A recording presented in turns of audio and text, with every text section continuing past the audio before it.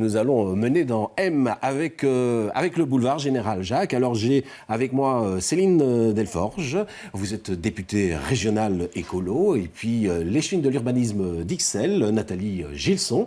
Alors voilà. Un boulevard Général Jacques qui va devoir être transformé. La région et la STIP ont fait un plan. Ce plan a été proposé aux citoyens bruxellois qui a pu donner son avis. Il y aura une commission de concertation le 19 juin. Alors on va peut-être essayer de resituer un petit peu ce qui va fondamentalement changer. Céline Delforge, qu'est-ce qui va bouger dans ce boulevard Général Jacques et aussi l'avenue Boyle à côté? Exactement. Mais donc, pour ceux qui connaissent le boulevard Général Jacques, on est vraiment face à un modèle d'autoroute urbaine avec 3 bandes de chaque côté, une place énorme pour les voitures, des vitesses terribles qui sont parfois atteintes et au milieu un tram qui est bien souvent bloqué aux phases de feu d'une part. Et enfin, il faut rappeler que le boulevard Général Jacques, c'est la deuxième artère la plus habitée d'Ixelles. Donc, autour de tout ça, 1350 habitants, l'une ou l'autre crèche, quelques commerces. Et donc, l'idée, évidemment, c'est de recréer un boulevard urbain, comme on fait dans toutes les villes modernes actuellement. Avec rétrécissement des bandes. Avec suppression d'une bande de circulation automobile, mais un gain pour la mobilité, puisqu'il y aurait désormais une piste cyclable. Aujourd'hui, rares sont les cyclistes qui oseraient s'aventurer sur ce boulevard. Et d'ailleurs, ceux qui m'ont fait part de leurs expériences se font tout simplement klaxonner, comme s'ils étaient interdits de rouler par les voitures. Donc finalement, on ne perd rien. On gagne quelque chose pour un mode qui est absent de ce boulevard. Et enfin, évidemment, une amélioration de la qualité de vie avec des arbres et, je crois, une meilleure protection de l'habitat et de l'environnement des gens qui habitent. Je rappelle quand même que le boulevard Général Jacques est rempli de trésors d'art nouveau, donc il y a vraiment une très belle architecture et il est dans un tel état aujourd'hui que personne ne voit ça. Bon, alors présenté comme ça a l'air très joli, ça a l'air très beau. Madame Gilson, vous n'avez pas du tout le même avis. La majorité ixelloise aujourd'hui dit ce projet, c'est pas possible. Voilà, pour nous, ce projet, évidemment, pose pas mal de problèmes pour les riverains, pour les habitants. Évidemment, nous voulons aussi une amélioration du boulevard, mais le fait que la STIP propose de purement et simplement supprimer les places de parking le long des habitations pour y faire une piste cyclable, pour nous, ça pose problème. Que va-t-on faire pour les livraisons des commerces, pour les ambulances, pour les taxis, pour les déménagements? Automatiquement, nous craignons que d'office, cette piste cyclable soit occupée pour toutes ces conditions d'urgence. Et par ailleurs, la région propose que les places de parking qui sont diminuées de moitié par ce projet soient transférées le long des rails de tram. Alors, le long des rails de tram, ça veut dire que pour sortir de la voiture, si on est passager, eh bien, on doit sortir du côté de la voie la plus rapide. Donc, nous craignons pour la sécurité des passagers des voitures. Par ailleurs, si vous vous garez au milieu d'un tronçon entre deux feux pour piétons, vous allez devoir revenir en arrière ou aller en avant, puis traverser, revenir vers votre maison qui se trouve par exemple au milieu du tronçon.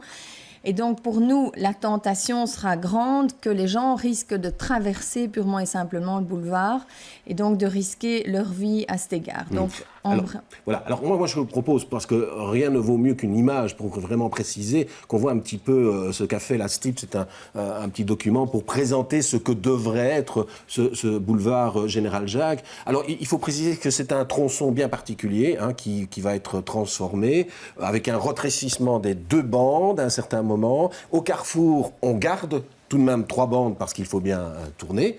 Mais qu'est-ce que vous répondez, Madame Delforge? C'est vrai que quand on se met à la place de la mère de famille qui revient de ses courses, qui a un gosse de 3 ans, qu'est-ce qu'on fait si on a la voiture qui est opposée à sa maison? De l'autre côté, on doit traverser le boulevard, c'est dangereux. Mais écoutez, je me réjouis vraiment que la commune d'Ixelles s'inquiète de la sécurité routière à cet endroit. Je suis mère de famille et je prends le tram à cet endroit. C'est un vrai danger. Et donc actuellement, les usagers des transports publics, les piétons qui traversent ce boulevard, les cyclistes qui osent s'y aventurer, sont en danger permanent. Il y a fréquemment des accidents. Ici, on propose au contraire d'améliorer la sécurité et la traversée. Alors, oui, peut-être, des automobilistes vont devoir marcher un petit peu. Mais la mère de famille, j'en fais partie, j'en vois beaucoup dans les trams, dans les bus, qui doivent traverser là. Et je peux vous assurer que j'ai déjà failli plusieurs fois me faire écraser à ces endroits-là. Au moins, vous êtes d'accord sur une chose, il y a un problème de sécurité, mais Évidemment. visiblement, dans les deux plans, à ce moment-là, Madame Gilson, vous dites que ça va pas améliorer les choses, au contraire. Voilà, tout à fait. Nous pensons, d'ailleurs, d'après les statistiques que j'ai, c'est pas à ces carrefours-là qu'il y a le plus d'accidents, c'est plutôt celui qui est proche de la gare d'Etterbeek. Par contre, ici, cette solution-là de mettre le parking le long des voies de tram, pour nous, ça va poser problème. Et aussi, je pense qu'il ne faut pas négliger les commerçants, les ambulances. Dans ce tronçon-là, il y a une seigneurie, il y a une crèche. Donc, il y a toute une série de parcages qui doivent se faire près des façades. Et d'ailleurs, au conseil communal, il y a eu un débat lors du dernier conseil. Le chef de groupe écolo a convenu aussi que c'était un peu problématique, ou en tout cas, ça posait question le fait de mettre les voitures le long des rails de tram. Par ailleurs, nous voulons aussi une amélioration au niveau visuel, au niveau verdurisation. Mais pourquoi ne pas avoir opté d'office pour une solution de mettre du gazon sur les rails de tram. Ici, sur les images qu'on voit, on a une mer de ciment à la place des rails de tram. Ok, on a quelques arbres, mais pour nous, ça n'est pas ça la bonne solution. Il y a un autre aspect qui est très problématique, c'est le fait qu'on crée une troisième voie à hauteur de l'avenue Adolphe Beul pour que le tram 94 ne bloque pas le tram 7. C'est ça la position de la STIB. Nous avons fait avec une association, le droit de rouler et de parquer, des comptages pendant 1 heure, plusieurs matins. Jamais le 7 n'a été bloqué par le 94 qui a toujours pu tourner à droite sans bloquer le 7.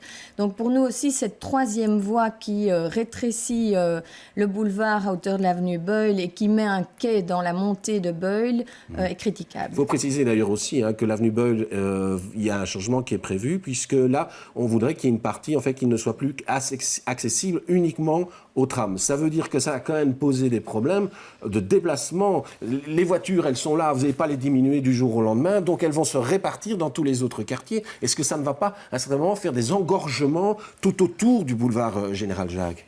Mais donc, il faut savoir que le boulevard Général Jacques, il y a des gens qui habitent là. Alors, à un moment donné, on doit savoir si on est prêt à décider que les 1350 habitants du boulevard Général Jacques peuvent continuer à habiter sur une autoroute urbaine, avec ce que ça implique pour la santé en termes de pollution aérienne, mais aussi en termes de pollution sonore, d'insécurité routière. On l'a dit, est-ce que ces gens-là n'ont pas, à un moment donné, aussi le droit d'avoir un cadre de vie juste, acceptable? Ça ne va jamais devenir un piétonnier, évidemment.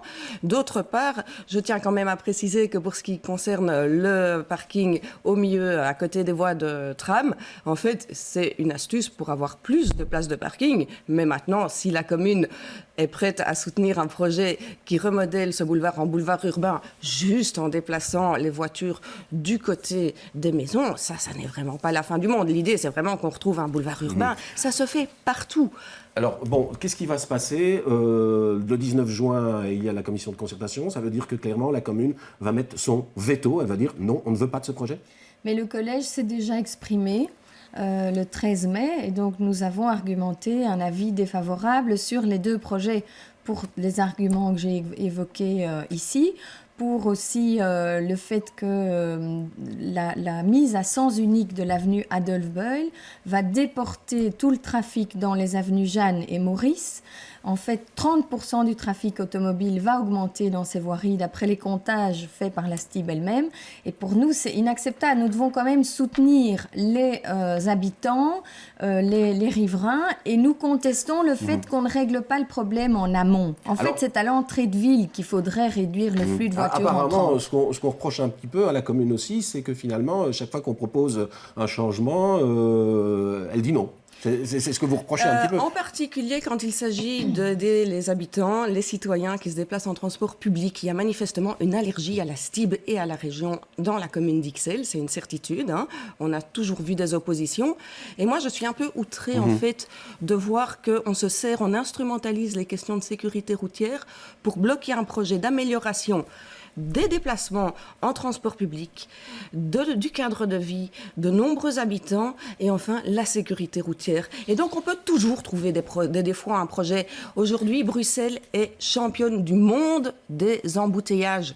Et on continue à s'opposer à des projets qui vont dans le sens de ce qu'on fait partout où on a amélioré la mobilité. Est-ce que c'est finalement le même problème quand la commune, vis-à-vis du tram 71 Mais oui, bien sûr. Mais oui, bien sûr, c'est une commune ringarde, conservatrice. Ouh là là, ringarde. Et donc, ça fait 2 législatures qu'on voit c'est anti-tout. Bon, alors attendez. C'est anti-tout, mais on ne voit jamais de projet parce que c'est facile de s'opposer à quelque chose. Là, vous avez le droit de répondre brièvement, parce que ringarde... Mais le problème, c'est que la STIB ne démontre pas l'utilité de ce projet. Par les comptages, il apparaît que le tram 94 n'est pas bloqué par le tram 7. Donc on va finalement, par cette mise à sens unique de l'Adolphe Boyle, par le rétrécissement aussi des voiries du boulevard Général Jacques, on va vraiment empirer la situation pour les automobilistes. Donc nous voulons que le tram circule mieux, mais nous ne voulons pas que ce soit au détriment forcément des automobilistes. Il y a des gens qui doivent se déplacer en automobile. Les PME, les personnes âgées, certaines familles nombreuses qui doivent courir dans 3 écoles différentes ou dans la crèche et puis les écoles. Et donc pour nous, c'est pas du tout à la voiture, mais c'est pas du tout au tram non plus, et c'est pas du tout au vélo non plus. Voilà, et c'est pour ça que le 71 aussi, nous avons vraiment des critiques sévères par rapport à ça, parce que ça va totalement paralyser des quartiers. Mais un tram, c'est quand même 500 mètres de fil de voiture. Alors, écoutez, là, le temps qui vous est imparti est terminé, donc on ne va pas sanctionner ceux qui vont venir après, mais visiblement, on l'a compris, on ne vous mettra pas d'accord, mais c'était de toute façon pas le but non plus de l'émission, mais je pense qu'on a, j'espère, été assez clair pour les téléspectateurs.